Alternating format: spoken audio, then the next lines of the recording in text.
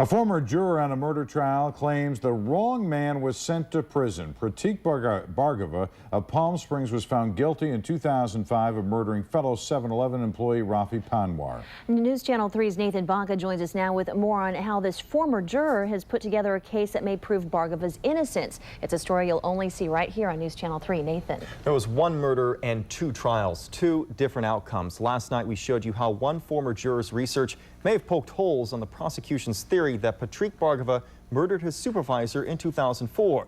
The juror says his 3-year-long research has highlighted who had the most motive: the murder victim's brother. Prateek Bhargava is serving 50 years to life in prison for murder.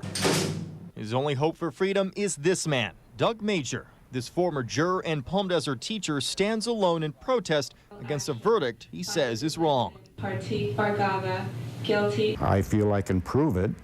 I've written over 300 pages concerning the two trials, and like I said before, it's very unique because I was a member of the jury in the first trial, and I was an everyday observer of the second trial. In June 2004, 7-Eleven supervisor Rafi Panwhar disappeared. Days later, his body was found stuffed inside an SUV at the Cabazon Outlet Mall.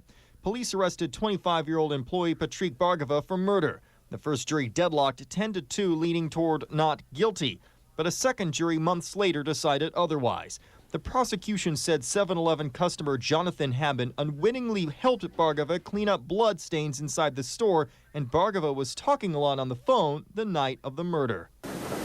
He asked me if I could clean up his office. Did he tell you why the office needed to be cleaned? He told me earlier in the evening, a young man, like around 13 or 14, came in and he punctured the cherry Slurpee juice.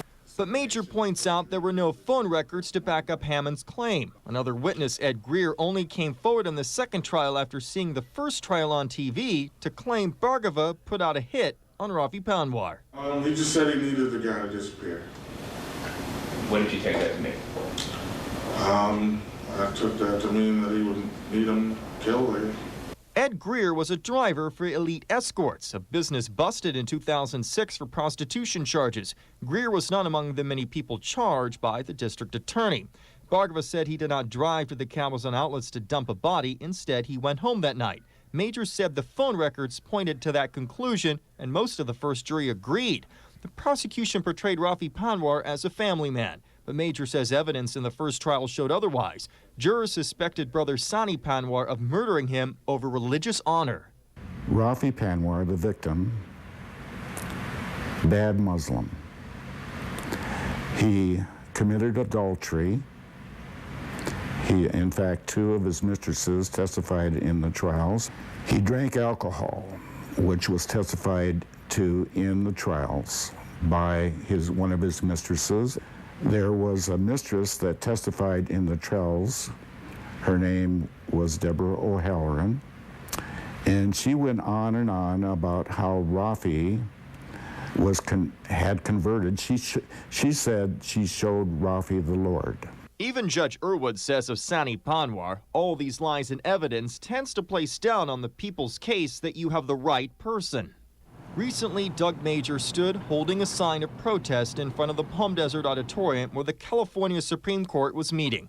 The justices did not see him. His efforts at getting Bhargava an appeal have so far failed. This isn't anything that I pulled out of my mind. It's evidence that is taken from the transcripts. All I'm doing is pointing to the areas in this booklet. Look at this. Please look at this. Look at what the testimony was here. Look at where the changed testimony is here. All in order to get a winning conviction. Prateek Bhargava was recently transferred out of Corcoran State Prison to a lower security prison in San Luis Obispo. It was for good behavior. Now, it's also important to maintain perspective. The murder victim left behind a wife and a 6-year-old son. Very sad story. So what happens now, if anything? Well, Doug Major had tried to get the state appellate court to take on the case. They have so far rejected it. It would be up to Mr. Bhargava to try to file a federal appeals case, but that would be unlikely that the federal appeals court would actually hear the case. Okay, thank you, Nathan.